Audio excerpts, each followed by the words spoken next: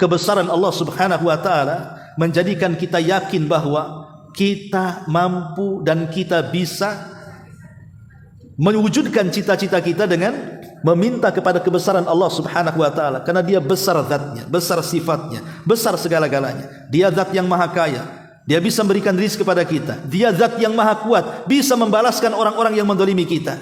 Dia maha luas kasih sayangnya, sebesar apapun dosa pasti Dia akan mengampuninya, dan begitu seterusnya. Bismillahirrahmanirrahim.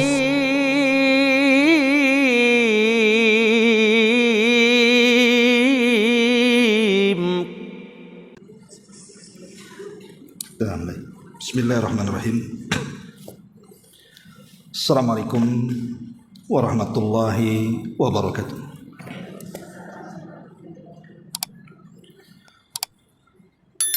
Alhamdulillahi rabbil alamin, Ar-Rahmanir Rahim, wa bihi nasta'in, wa ala umurid dunya waddin, wassalatu wassalamu ala ashrafil anbiya'i wal mursalin Muhammadin wa ala alihi wa sahbihi ajmain, amma ba'd. Lanjutkan kajian kita, masih membahas kitab 175 Jalan Menuju Surga, dan kita masuk pada poin ke 34 halaman 85. Allah akan memberikan kecukupan dalam kepentingannya pada urusan dunia dan akhiratnya. Baik, kita akan baca hadisnya.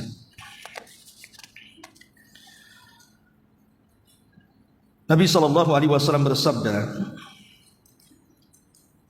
dalam hadis yang dikeluarkan Ibnu As-Sunni dan disahihkan oleh Syu'aib Al-Arnaud dan Abdul Qadir Al-Arnaud dalam tahqiq kitab Zadul Ma'ad, Rasul bersabda, "Man asbaha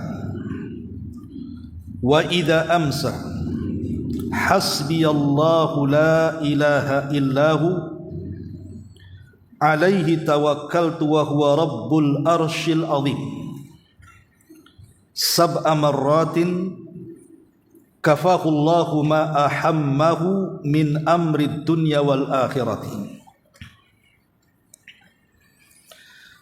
Kata Nabi SAW, barang siapa yang pada setiap hari ketika memasuki waktu pagi dan ketika memasuki waktu sore hari, dia pun mengucapkan hasbi Allah, cukuplah Allah bagiku, la ilaha illahu, tidak ada Rabb yang berhak disembah kecuali Allah, alaihi tawakkaltu, aku menyandarkan diriku kepada Allah, wa huwa rabbul arshil azim, dan Allah adalah Rabb pemilik arsy yang agung, sab'a marratin, dibaca 7 kali, kafahullahu ma ahammahu min amri dunya wal akhirah, maka Allah akan memberikannya kecukupan dalam keinginannya pada urusan dunia dan juga akhiratnya. Ma'asyiral muslimat rahimakumullah. Masih bicara soal zikir pagi dan petang, di mana Nabi SAW yang sangat-sangat pendek juga, tetapi faedahnya luar biasa.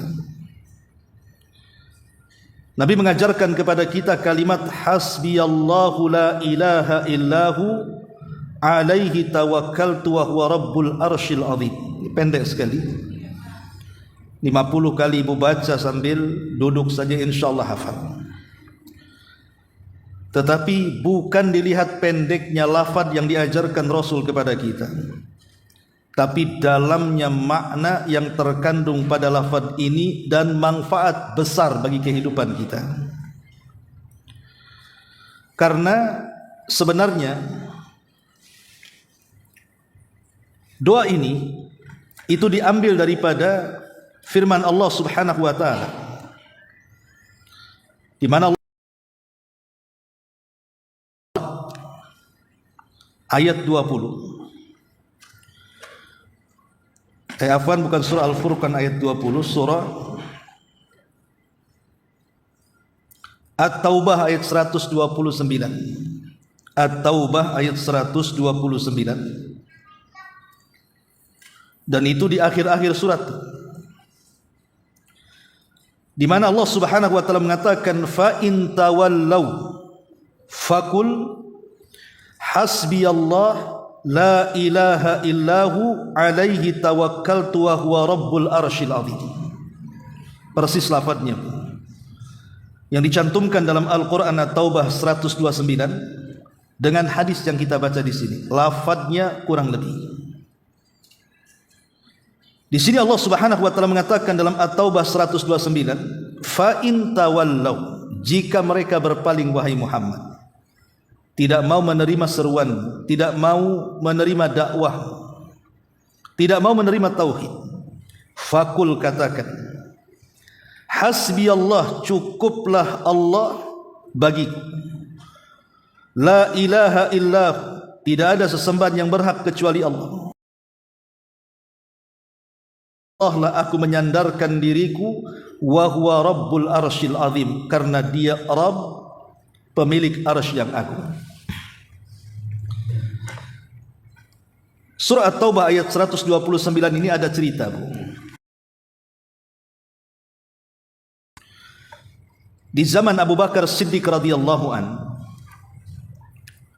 kita tahu bahwa kalau kita menjelaskan biografi tentang siapa Abu Bakar Siddiq radhiyallahu an sepeninggal Nabi sallallahu alaihi wasallam, maka akan banyak biografi yang menceritakan soal peperangan. Karena Abu Bakar itu hidup dalam peperangan, karena di masa dia itu banyak orang murtad, banyak orang yang tidak mau bayar zakat, bahkan banyak bermunculan nabi-nabi palsu. Makanya 2 tahun berkuasa Abu Bakar itu hanya perang saja ceritanya itu, memerangi orang-orang yang menyelisih Islam. Jadi ketika terjadi perang Yamamah, perang yang melawan si nabi palsu namanya Musailamah al-Kadzdzab, dalam peperangan ini banyak orang-orang yang meninggal, khususnya orang-orang yang pakar Quran. Banyak sekali orang-orang pakar Quran meninggal dalam peperangan ini, sehingga membuat kekhawatiran Umar bin Khattab radhiyallahu an. Makanya kemudian setelah peperangan ini dimenangkan Abu Bakar, kemudian Musailamah al-Kadzdzab terbunuh dalam perang ini, Umar datang kepada Abu Bakar dan mengatakan, wahai Abu Bakar, apa tidak sebaiknya kita mengumpulkan mushaf? Ya, di zaman itu memang mushaf tidak perlu dibukukan karena Quran ada di dada-dada para sahabat, umumnya mereka hafal Quran. Jadi belum ada hajat untuk itu. Kalau di zaman sekarang kan terbalik itu ya, yang hafal Quran sedikit, yang tidak hafal Quran banyak. Jadi Umar khawatir bagaimana kalau seandainya para penghafal yang sisa ini mereka meninggal dunia dan tidak mewariskan mushaf untuk mereka baca dan mereka hafal. Abu Bakar ketika itu menolak karena hal itu tidak pernah dilakukan Nabi. Tetapi dengan semangat terus Umar mendesak sampai akhirnya hidayah masuk ke qalbu Abi Bakar dan Abu Bakar pun setuju. Kemudian Abu Bakar memerintahkan satu sahabat namanya Zaid ibn Thabit. Lah ketika Abu Bakar merintahkan Zaid ibn Thabit untuk mengumpulkan mushaf itu, Zaid pun sempat menolak karena hal itu tidak pernah dilakukan Nabi. Akhirnya kemudian setelah Abu Bakar mendesak, hidayah pun masuk ke qalbu Zaid. Akhirnya Zaid pun mau mengumpulkan mushaf Al-Quran yang tercecer di tangan-tangan para sahabat. Mulailah kemudian Zaid datang ke sahabat satu persatu, minta catatan mereka. Ada sahabat yang mencatat cuma 1 surat saja, ada yang 3 surat, ada yang 4 surat. Macam-macam catatan para sahabat itu tergantung hadirnya mereka di majlis taklim Nabi. Ada yang dicatat di tulang, ada yang dicatat di kertas dari kulit-kulit yang disamak dan begitu seterusnya. Intinya Zaid kemudian meminta para sahabat untuk mengumpulkan catatan mereka. Tetapi Zaid ibn Thabit tidak memasukkan ayat-ayat di dalam mushaf Al-Quran kecuali dia sahabat yang diminta catatan itu mendengar langsung dari Nabi, bukan kata orang kemudian dicatat. Harus mendengar langsung. Dan ketika mendengar langsung dari Nabi harus ada 2 saksi. Kalau tidak ada 2 saksi tidak menerimanya. Begitu ketatnya pengumpulan Al-Quran di zaman itu.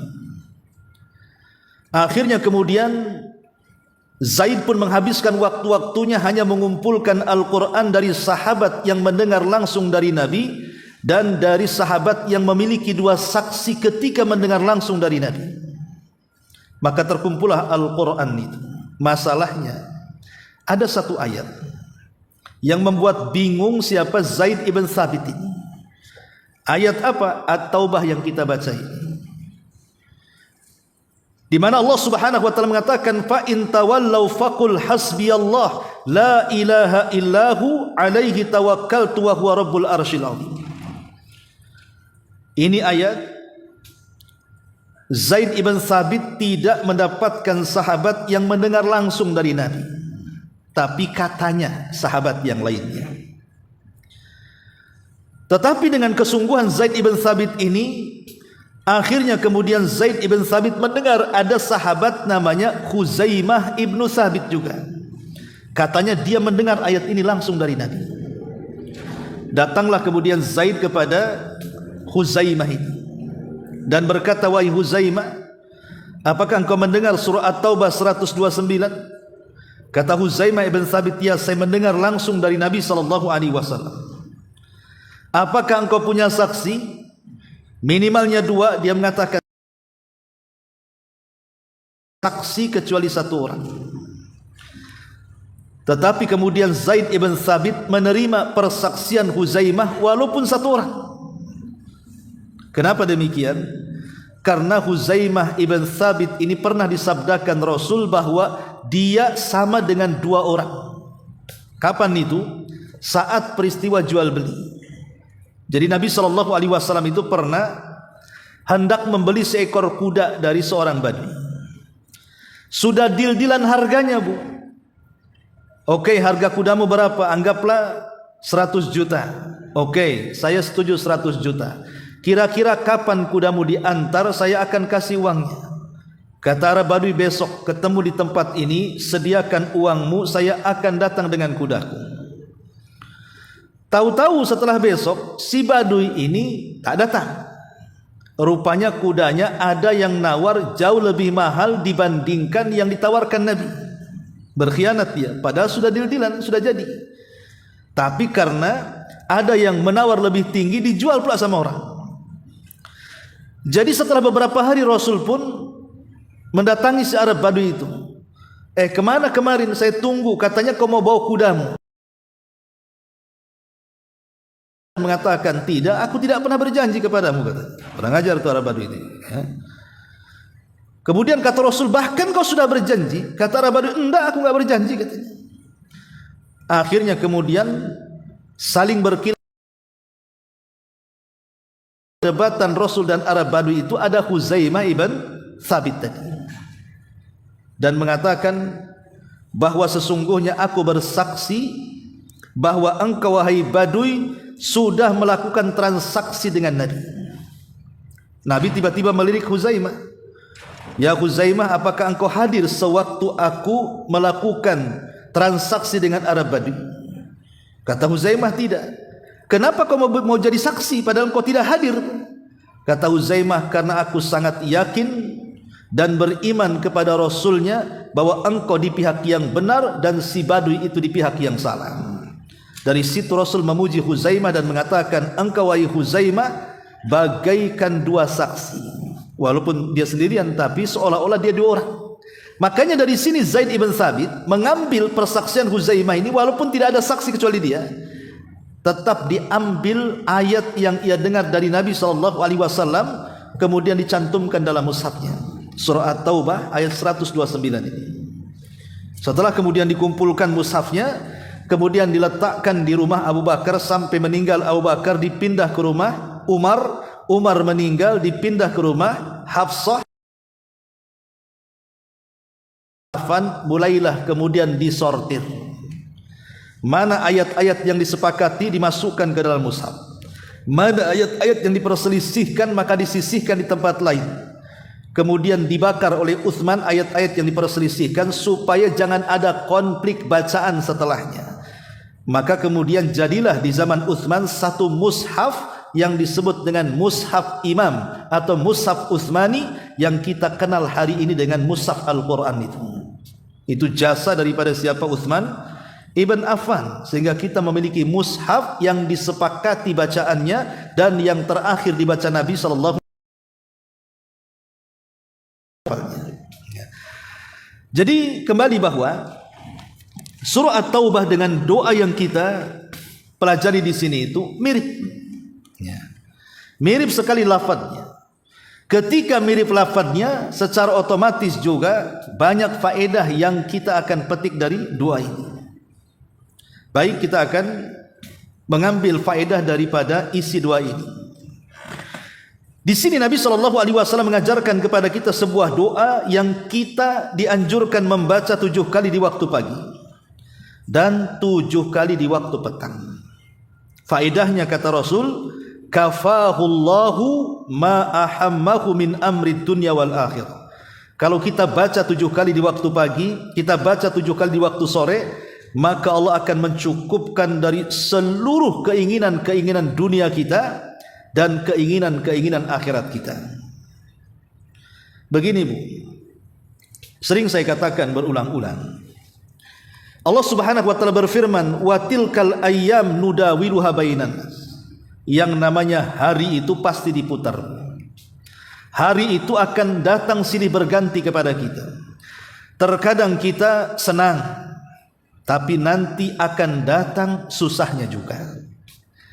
Terkadang kita tertawa, nanti akan datang juga tangisan juga. Hari itu berputar antara tawa dan tangisan, bahagia dan susah. Itu pasti. Cuman kita tinggal nunggu antrian saja. Sekarang ibu tertawa, ada antriannya ibu menangis. Sekarang ibu bahagia, ada antriannya lah, nanti ibu susah. Dan namanya susah itu kan sebabnya macam-macam. Terkadang susah karena faktor ekonomi, susah mencari lowongan pekerjaan, akhirnya berimbas kepada susah makan, susah minum, susah tempat tinggal, dan begitu seterusnya. Atau boleh juga susah itu karena faktor kesehatan. Dulunya sehat, akhirnya sakit. Karena orang sakit itu kan tidak enak. Jangankan sakit parah, kita bangun saja, biasanya usia-usia 40 tahun ke atas, itu kalau bangun di pagi hari sehat semua. Pinggang kiri, pinggang kanan sakit, itu udah gak seneng, udah macam-macam otak kita itu. Ataupun dari tetangga, dari masyarakat, entah dengan ucapan mereka, bulian mereka, gibah mereka, cacian mereka, dan begitu seterusnya. Dengan kata lain, manusia ja'alna ba'dakum li ba'din fitnah atasbirun wa kana rabbuka basira. Dan kami jadikan sebagian dari kalian untuk sebagian yang lain itu dijadikan fitnah. Jadi manusia dengan manusia yang lain itu terkadang Allah jadikan fitnah. Terkadang kawan baik itu ya, setiap hari Masya Allah kemana-mana sama dia. Ada masalah sedikit jadi musuh berat dan bebuyutan akhirnya. Ada juga yang seperti itu. Jangankan teman gitu ya, bahkan suami istri yang memang satu kamar berdua, satu rumah berdua saja bisa bercerai itu. Ya karena satu dengan yang lain terkadang Allah jadikan fitnah. Jadi tidak bisa kita ini menghayal di dunia itu senang dari mulai lahir sampai mati, dan juga Allah tidak menjadikan orang itu susah dari lahir sampai mati. Pasti kadang ada senangnya, pasti ada susahnya. Makanya Imam Syafi'i mengibaratkan kehidupan kita itu lautan dengan bahteranya. Terkadang dapat ombak yang tenang, terkadang dapat ombak yang menggila. Tetapi manusia itu terbiasa melawan ombak. Ibu kalau pernah diuji dengan ujian yang berat dan ibu bisa melewatinya, datang ujian yang lebih ringan, bagi dia ringan tuh karena pernah dialami. Tapi terkadang orang yang tidak pernah diuji dengan ujian berat, tiba-tiba muncul ujian, lah terkadang ada orang yang sanggup menghadapinya, terkadang juga ada orang yang tidak sanggup menghadapinya. Tapi satu hal yang penting ibu yakini, Allah tidak mungkin menimpakan sebuah ujian kecuali sebenarnya ibu itu tipis, iman ibu tipis, pasti ujiannya juga ecek-ecek bu. Imannya tipis tak mungkin dikasih ujian berat. Imannya kuat nih, solatnya rajin, zikirnya oke, ibadahnya luar biasa. Tidak mungkinlah dikasih ujian ecek-ecek. Pasti ujiannya juga berat bu. Tetapi yakin seberat-beratnya ujian tidak mungkin melintasi kadar kemampuan. Karena Allah itu ketika menguji tipis-tipis, ya setan yang diutus juga yang ecek-ecek lah. Ya, aku aja lah itu yang kuli-kuli bangunan setan itu suruh goda saja. Nah, itu imannya tipis tuh, gampang itu. Itu kalau disenggol dan miring itu. Ya. Tapi kalau ibu imannya kuat, tak mungkin iblis juga ngutus setan sembarangan kan itu. Pasti setannya juga yang sudah ada penatarannya bu. Ini tidak bisa ini, jangan main setan kecil nih, setan besar nih, imannya kuat. Lah kurang lebih seperti itu. Lah makanya di sini dalam setiap ujian itu kan pasti ada solusi. Baik solusinya ia berupa mengambil sebab, atau dalam solusinya adalah berdoa kepada Allah Subhanahu wa taala, karena setiap kesulitan itu kan datang dari Allah. Kembalikanlah kesulitan itu kepada Allah. Karena hidup manusia itu bagaimanapun perlu sandaran. Manusia itu tidak mungkin tegak berdiri sendiri. Pasti dia memerlukan sandaran. Lah sandaran inilah yang perlu kita perhatikan. Kita bersandar kemana? Kalau kita bersandar ke tiang, tiang roboh, ikut juga roboh kita kan. Bersandar ke tembok, tembok pula roboh, ikut roboh juga. Artinya kalau kita bersandar kepada makhluk, makhluknya roboh, kita ikut roboh tuh. Jangan bersandar kepada orang kaya, tapi sandarlah kepada zat yang kaya. Karena orang kaya ini satu waktu pun pasti dia akan miskin. Ataupun satu waktu pun mungkin dia tidak miskin tapi bakhil. Satu kali dia bantu kita, oke. Dua kali bantu kita, tiga kali bantu kita, naam. Empat kali rata-rata nggak mau bantu tuh. Pasti dah kerut-kerut lidahnya tuh. Pasti datang kau mau pinjamnya katanya. Nah mesti itu ya. Itu udah 4 kali tuh. Kalau kelima kali makin kasar, tampang kau ini. Aja orang kaya itu kan ada batasnya bantu kita itu. Siapapun kalau makhluk membantu kita itu pasti ada batasnya. Tapi Allah Subhanahu wa taala tidak terbatas. Zat yang maha kaya mampu memberikan kekayaan. Zat yang maha kuat mampu menolong kita. Zat yang maha mengijabah doa, semua doa-doa kita pasti akan dikabulkannya. Maka bersandarlah kepada Allah Subhanahu wa taala kalau hidup kita ingin bahagia. Lah doa ini mengajarkan kepada kita tentang tawakal. Perhatikan lafaznya. Di sini Nabi sallallahu alaihi wasallam mengatakan hasbiyallah, cukuplah Allah. Cukuplah bagi kita Allah. Tidak usah meminta pertolongan kepada yang lainnya. Makanya ketika Nabi sallallahu alaihi wasallam mengajarkan doa ataupun mengajarkan wasiat kepada Abdullah ibn Abbas radhiyallahu anhuma saat usia 10 tahun dibonceng di belakang Nabi.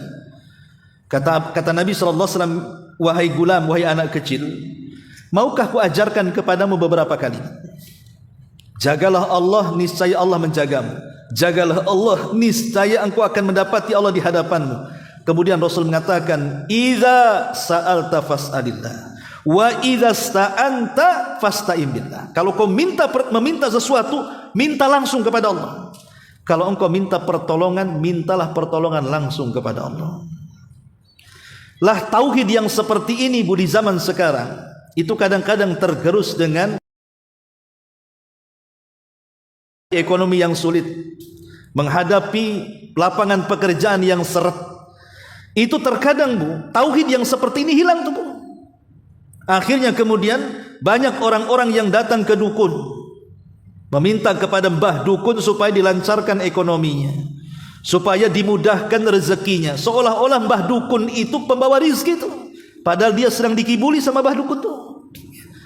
Lah makanya kemudian tawakal ini jangan sampai kemudian tersiap gara-gara faktor ekonomi.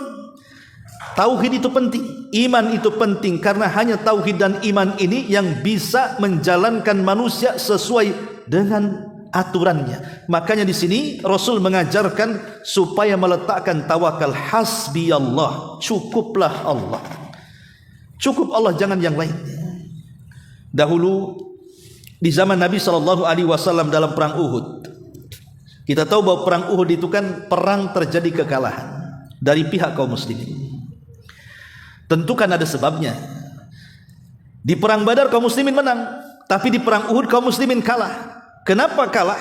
Karena ada sahabat-sahabat pemanah yang diinstruksikan Rasul jangan pernah turun dalam kondisi apapun. Ketika melihat sahabat yang di bawah sudah menang, harta ghanimah perang di hadapan mereka, tergiur dengan dunia, turun mereka. Kata Rasul jangan turun, malah turun. Itulah sebab kekalahan perang Uhud, karena mereka tidak mendengar instruksi Nabi. Sampai dalam perang ini Rasul hampir dihabarkan mati karena masuk dalam perangkap orang-orang kafir. Tapi Allah Subhanahu wa taala menyelamatkan nabinya dan tidak jadi terbunuh dalam perang ini. Ketika para sahabat sudah mundur sampai Hamra al-Asad, mereka beristirahat di sebuah tempat namanya Hamra al-Asad, dekat dengan kota Madinah. Abi Sufyan ini yang merupakan tokoh dari pemeran utama, pemimpin orang-orang Quraisy sebelum masuk Islam, dia mendengar Nabi SAW masih hidup. Makanya dia kemudian mempersiapkan pasukan yang banyak, kemudian mengutus orang untuk menakut-nakuti Nabi. Bilang sama Muhammad dan pasukannya, kita akan bawa pasukan yang sangat besar, lebih besar daripada pasukan di Uhud, dan kita siap bertempur lagi kita. Lah orang ini akhirnya kemudian diutus kepada Rasul sampai ke Hamra al-Asad. Dia menyebarkan isu bahwa akan ada pasukan besar yang akan menyerang Rasul setelah kepulangan mereka dari Uhud. Tentu kalau iman tidak kuat, Bu, ini kan baru kalah perang, tiba-tiba akan diserang dengan pasukan yang lebih besar gitu ya. Ini kalau iman tidak kuat, ciut jadinya kan. Tapi bagaimana Nabi SAW digambarkan dalam Al-Quran, di dalam Quran Allah mengatakan, Allah Subhanahu wa taala berfirman, ketika Allah Subhanahu wa taala menjelaskan bahwa manusia, qala lakumun nasu innan nasa qad jama'u lakum, ketika manusia berkata kepada mereka, sesungguhnya manusia telah berkumpul untuk menyerang kalian, fahsyauhum, takutlah kalian. Tetapi apa yang terjadi? Fazadahum imanan. Tapi Rasul SAW mengajarkan kepada para sahabat untuk menaikkan iman. Dalam kondisi seperti ini tidak boleh jatuh imannya. Maka di sini ada faedah, Bu. Umpamanya ibu sedang diberikan ujian, entah dengan ekonomi, entah dengan kesehatan, entah dengan keluarga, entah dengan tetangga. Maka yang pertama ibu lakukan, jangan menjatuhkan iman saat di tengah kesulitan. Kalau sampai jatuh iman, maka ibu tidak akan sukses untuk menghadapi ujian. Ujung-ujungnya apa? Ujung-ujungnya ibu menolak takdir nantinya, tidak terima dengan takdir Allah kan. Kenapa asik saya terus yang sakit? Kenapa tetangga kok sehat-sehat saja? Kok anakku nakal semua ya? Kenapa anak tetangga itu kok baik-baik semua? Kenapa asik ekonomi saya saja yang gulung tikar? Kenapa yang sana bentang-bentang tikar? Ya, umpamanya itu karena imannya turun tuh. Lah Rasul mengajarkan dalam kondisi ditakut-takuti ini, fazadahum imana, maka Rasul membangkitkan keimanan para sahabat. Lihat ketika Rasul membangkitkan para sahabat, dengan apa Rasul membangkitkan keimanan para sahabat? Dengan kata-katanya, wa qalu hasbunallah wa ni'mal wakil. Cukuplah Allah yang akan melindungi kita, dan dia sebaik-baik pelindung. Maka katakan juga, Bu, kalau kita sedang kesulitan, cukuplah Allah yang akan menyelesaikan masalah. Cukuplah Allah yang akan mengurai kesulitan. Cukuplah Allah yang akan menghantarkan kebahagiaan kepadaku. Karena kalau kita kemudian mengharap dari manusia itu, tidak mungkin terselesaikan masalah ini. Ada orang ada masalah, Bu, ngadunya bukan kepada Allah, kepada Facebook, Bu. Tanggal sekian aku disakiti suami. Apain, Bu, ditulis di Facebook itu? Ya. Jadi nggak ada gunanya, itu nggak bisa menyelesaikan masalah. Makanya di sini Rasul mengajarkan, kalau kita ditimpa masalah, maka kita katakan hasbunallah wa ni'mal wakil. Cukuplah Allah yang akan menyelesaikannya, karena Dia zat yang pandai menyelesaikan masalah. Ketika Nabi kemudian mengajarkan kalimat ini kepada para sahabatnya, hasbunallah wa ni'mal wakil, apa yang terjadi? Fanqalabu bi ni'matin minallahi wa fadlin lam yamsashu su' wattaba'u ridwanallah wallahu dzul fadlil azim. Maka Allah robah semuanya yang tadinya tidak enak jadi enak. Fanqalabu bi ni'matin, Allah berikan nikmat yang banyak. Yang tadinya khawatir jadi tidak khawatir. Yang tadinya susah jadi senang. Ketika terus para sahabat mengumandangkan hasbunallah wa ni'mal wakil, musuh takut akhirnya mundur lagi. Enggak jadi nyerang. Itu hanya berita hoax saja. Kadang-kadang isu-isu itu dilancarkan, Bu, itu hanya ngedonkan iman kita saja. Terkadang perkara itu belum terjadi, tapi setan sudah datang kemudian memberikan was-was. Kadang-kadang belum terjadi, was-was sudah masuk, kita sudah ciut duluan. Mikir yang sesuatu yang belum terjadi, stres. Belum terjadi sudah stres. Cemana anak saya? Emangnya kenapa anaknya? Ya lagi sekolah SD, mikir nanti kuliah enggak. Masih SD kok mikir kuliah. Kan? Itu kan stres orang kayak gini. Ya. Kayak orang mau usaha, Bu. Ada modal, ada skill, tak jadi-jadi usaha. Enggak jadi, takut bangkrut katanya. Ya enggak akan sukses kalau orang kayak gini. Lah terkadang ada orang tuh memikirkan sesuatu belum terjadi sudah stres dia. Itu sebenarnya was-was. Makanya kenapa Rasul menanamkan seperti ini, hasbunallah wa ni'mal wakil ini, supaya dalam kondisi apapun sandarkan kita ini kepada Allah. Nah di sini Rasul memulai dengan kalimat hasbunallah. Cukuplah Allah. La ilaha illahu. Dialah yang tidak ada sesembahan kecuali Dia. Dan yang lebih luar biasa ajibnya kalimat ini, setelahnya apa? Alaihi tawakkaltu. Kita dituntut untuk bertawakal kepada Allah Subhanahu wa taala. Disinilah letak keajaiban lafaz ini. Karena ada kalimat alaihi tawakkaltu. Kepada Allah lah aku sandarkan diriku. Ibrahim alaihi salatu wassalam, ketika dia menghancurkan patung-patung kerajaan Babylon, kan kena tangkap dia, ketahuan. Kemudian ditanya, wahai Ibrahim, apakah engkau yang melakukan ini? A'anta fa'al dengan Tuhan-Tuhan kami, kau hancur-hancurkan semuanya. Kau tinggalkan satu patung yang besar, yang kecil-kecil pula kau habiskan semuanya. Ibrahim ketika menghancurkan patung itu sengaja, Bu, tidak dihancurkan semua, tapi disisakan satu. Jadi semua dihancurkan, yang satu yang paling besar sengaja tidak dihancurkan. Kemudian palunya diletakkan di lehernya. Ibrahim mau mencarikan kambing hitam. Makanya kambing hitam itu mahal, Bu, karena dibawa-bawa terus. Ya. Jadi ketika ditanya, wahai Ibrahim, kau yang melakukan ini? Enggak. Mana buktinya, kata Ibrahim? Aku tak pegang palu, katanya. Yang lalu di mana palunya? Ah, itulah palunya itu, di patung yang paling besar. Berarti itulah yang menghancurkan, katanya. Makanya Ibrahim mengatakan apa? Bal fa'alahu kabiruhum hadza. Yang melakukan itulah patung yang gede itu, bukan aku, katanya. Sambil jempolnya menunjuk dirinya, gitu ya. Jarinya menunjuk patungnya. Maksudnya itu di jempol ini yang melakukan.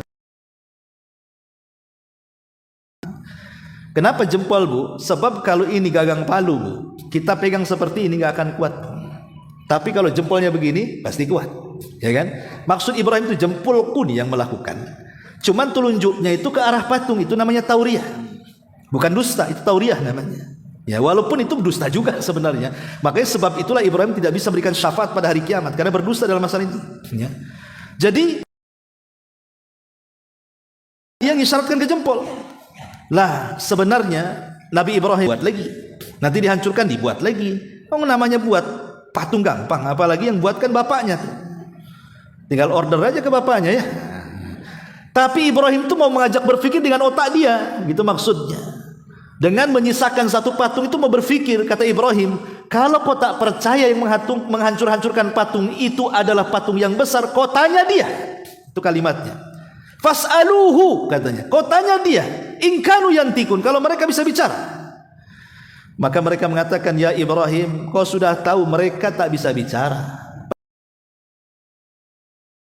Sini sebenarnya kalau akal orang-orang musyrik di zaman Nabi Ibrahim itu berpikir, macam mana Tuhan yang disembah tidak bisa bicara, tidak bisa mendengar, tidak bisa berpikir, macam mana disembah?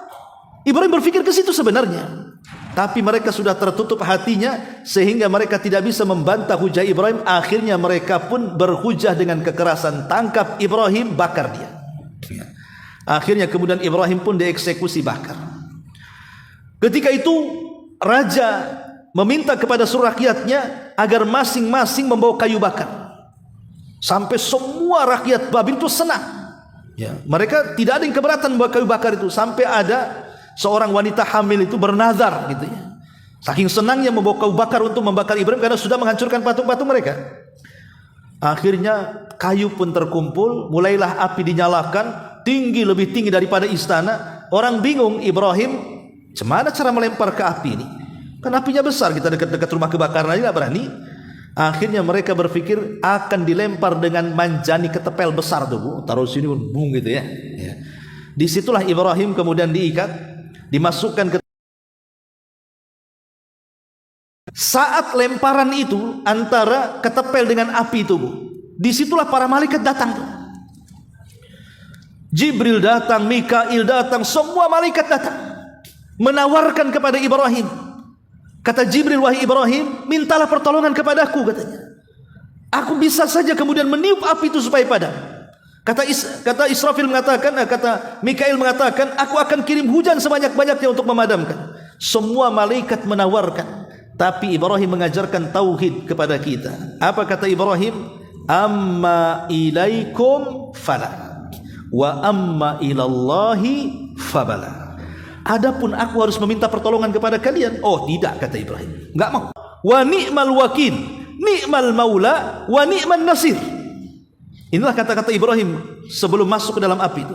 Hasbunallah, cukuplah Allah. Ketika ucapan ini selesai saja Ibrahim mengucapkan, turun wahyu dari langit, kul ya naru kuni bardan wa salaman ala Ibrahim. Katakan, wahai Ibrahim. Bayangkan kalau ayat ini titik sampai di sini, Bu. Jadilah wahai api dingin, satu dunia api akan dingin. Gak bisa juga ngopi Bapak tuh kalau api jadi dingin semua. Tapi ayat ini kan tidak titik sampai di sini, ada komanya. Jadi perintah Allah kepada dinginlah, selamatkan Ibrahim. Maka api itu menjadi dingin, akhirnya menyelamatkan Ibrahim. Dari sini kita tahu bagaimana Ibrahim mengajarkan kepada kita tawakal yang kuat. Akhirnya dengan tawakal itu Allah selamatkan Ibrahim. Maka siapapun manusia dalam kesulitan, apapun yang ibu hadapi, kalau ibu betul-betul bertawakal kepada Allah, pasti Allah akan mencukupkan keinginan kita. Lihat, ketika Nabi SAW mempermisalkan dengan seekor burung dalam bab tawakal, apa kata Nabi? Lau antum tatawakkaluna 'ala Allah haqqa tawakkuli la ruziktum kama yurzaqut tayr. Kalau kalian benar-benar tawakal kepada Allah, kata Rasul, maka kalian akan diberikan rizki seperti rizki seekor burung. Burung ini, Bu, adalah satu dari sekian keajaiban ciptaan Allah. Walaupun dia kecil, tetapi kita lihat coba burung yang sedang terbang tuh. Burung kalau terbang itu sayapnya tidak pernah dikepak-kepakkan. Dia hanya gini saja. Gini saja dia. Cuman sekali-kali kadang-kadang mengetuk begini. Kalau capek dia gini, ya kan? Nanti dia gini lagi. Tapi tidak pernah gini-gini terus dia. Ya. Nanti ekornya itulah yang menentukan arah. Kata ekornya ke kanan, ya dikepotkan ke kanan, ya. Kata ekor ke kiri, jadi ekor itu berfungsi untuk kemana arah terbang. Ya. Jadi sayap itu hanya keseimbangan saja, tapi tidak pernah dikepakkan, dia diam saja gini. Mungkin sekali-kali capek diketupnya, kemudian gini lagi. Tapi subhanallah, ketika dia mengetupkan seperti ini, ada ibu lihat burung jatuh? Nggak ada. Ya. Padahal kan kalau ketika seperti ini kan nggak berfungsi tuh sayapnya kan. Tapi tidak jatuh pula tuh si burung itu. Coba lihat pesawat, kalau sayap jatuh dia. Tapi burung enggak dia, padahal sayapnya lagi begini tuh, enggak jatuh juga itu. Lah itulah keajaiban Allah Subhanahu wa taala. Tapi yang lebih ajaib itu, Bu, semua binatang itu diberikan pandangan, diberikan mata ya. Tapi tidak ada mata binatang seawas burung. Ini menurut ahli burung ya. Jadi tidak ada binatang seawas burung, Bu. Memang cermat betul dia. Dia tahu posisi rizkinya di mana. Karena kan memang dia dianugerahi bisa melayang di atas. Ya. Jadi matanya itu padahal dari atas, Bu, nampak. Kita saja naik pesawat, Bu, baru beberapa kaki di atas lautan itu, tengok bandar itu kecil kan itu, Bu. Apalagi orang yang nggak nampak bandaranya, nggak nampak. Artinya kan posisi makin atas itu makin nggak kelihatan. Tapi memang Allah berikan kecermatan burung, dia bisa lihat dulu di mana ulat yang akan dimakan dia tahu, di mana biji yang akan dimakan dia tahu, di mana ikan itu yang akan dimakan dia tahu. Dan subhanallah hebatnya burung, dia kalau hendak mencari rizki dan sudah kelihatan, jarang lepas rizkinya, jarang meleset, Bu. Kalau orang bisa meleset, ibu nih jualan gorengan, tahu-tahu ada yang order, bisa nggak besok buatkan 100.000 gorengan bapaknya. Udah dicapek telepon, tak jadi katanya. Apakah sakit hati tuh? Ya. Setelah besok datang, mana pekerjaan? Oh, nggak usah, udah ada orang. Itulah manusia. Tapi Allah berikan burung itu tidak pernah meleset kalau dapat rizkinya. Dan yang lebih hebat daripada itu, jadi kalau mamanya dia melihat ada satu makanan, maka dia tidak mungkin mengambil sendiri. Dia akan bersiul mencari kawan-kawannya. Berarti di situ akan banyak makanan. Jadi ibu tuh, ibu kalau dapat rizki sembunyi di kamar ya. Tapi kalau hilang rizkinya ngeluh ke kawannya, susah saya katanya. Kenapa waktu susah ngeluh? Waktu senang aja tak keluar-keluar. Lah ini hebatnya burung di situ. Kenapa kemudian burung itu sehebat itu? Makanya kenapa Rasul mencontohkan burung di situ. Bayangkan burung itu, kata Nabi, yagdu himasan. Yagdu itu maksudnya keluar pagi-pagi buta. Habis subuh itu burung sudah bangun tuh. Karena Rasul mengibaratkan yagdu, berpagi-pagi. Maknanya kalau kita hendak cari rizki, ikuti burung. Pagi-pagi jangan tidur gitu maksudnya. Dalam kondisi lapar, tapi pulang kok bisa dia kenyang tuh. Itulah tawakal namanya. Tawakal, tetapi bukan hanya sekadar tawakal itu doa. Burung itu kan umat yang bertasbih. Tidak cukup dengan bertasbih, dia pun mencari. Itulah yang disebut dengan akhdhu bil asbab. Doa saja tidak cukup, tapi mencari sebab ya bergerak ya. Sebab kalau umpamanya ibu ini masuk ke masjid dari pagi sampai malam gak keluar, terus diangkat tangannya sampai pegal ketiaknya, ya Allah berikan saya rumah, berikan kendaraan, sampai kiamat pun gak akan. Islam itu doa tidak cukup, harus mengambil sebab. Lah sebab itulah bekerja. Ya sebab itulah kemudian tanam modal, tanam apa dan begitu seterusnya. Intinya bahwa di sini wa huwa rabbul arsyil azim, dan dia adalah Rabb pemilik arsy yang sangat agung. Lihat Rasul mencontohkan dengan arsy. Kenapa? Karena arsy itu makhluk Allah yang paling besar. Makhluk yang pertama diciptakan oleh Allah adalah arsy.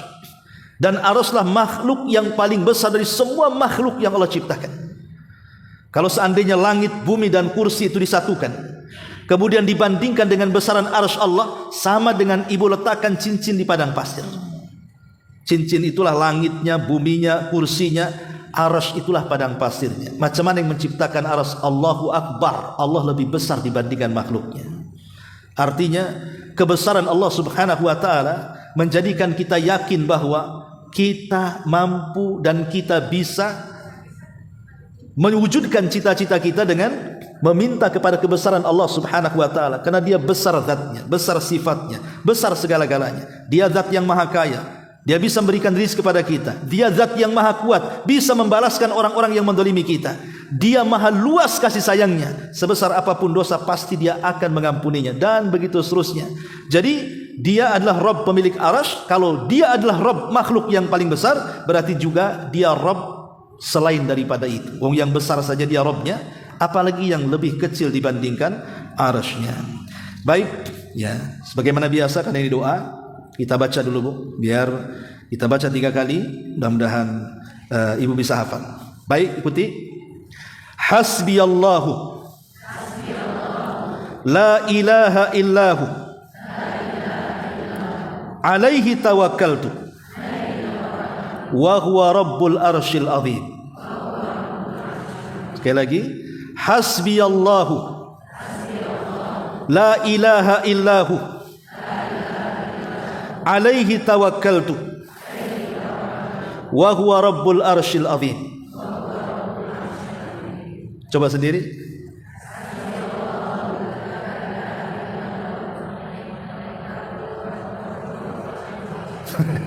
Lihat apa hafalanmu? Nggak apa-apa, lihat dulu, nanti di rumah udah dihafal. Sambil jalan pulang insyaallah hafal. Ya. Kemudian kata Nabi SAW, sab'a marratin, dibaca 7 kali. Kafahullahu ma ahammahu. Allah akan cukupkan apa yang membuat dia stres dari urusan dunia dan akhirat. Lihat, urusan akhirat ini sesuatu yang belum terjadi.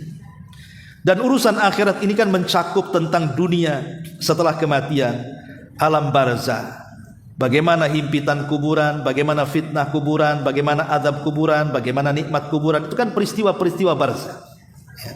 Kemudian nanti setelah ada hari kebangkitan, manusia akan dibangkitkan, dihadapkan dengan berbagai macam persoalan kan. Berdiri lama di padang mahsyar. Kemudian di situ ada proses syafaat, ada proses hisab, ada proses penimbangan, ada proses pengambilan catatan, sampai kepada titian, sampai di kontor di hadapan surga dan neraka. Itu kan perjalanan yang panjang sekali. Tetapi dalam hadis ini Nabi SAW mengatakan, siapa yang melanggengkan doa ini 7 kali dibaca di pagi dan sore hari, maka Allah akan selamatkan kehidupan kita, baik dari urusan dunia kita ataupun urusan akhirat kita. Wallahu a'lam bishawab. Ini diantara keterangan singkat dari poin ke-34. Baik, sampai di sini.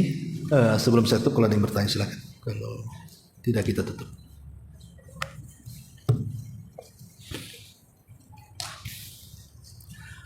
Ada, alhamdulillah. Subhanakallah bihamdika, asyhadu an la ilaha illa anta astaghfiruka wa atubu ilaik. Allahu taala alam. Assalamualaikum warahmatullahi wabarakatuh.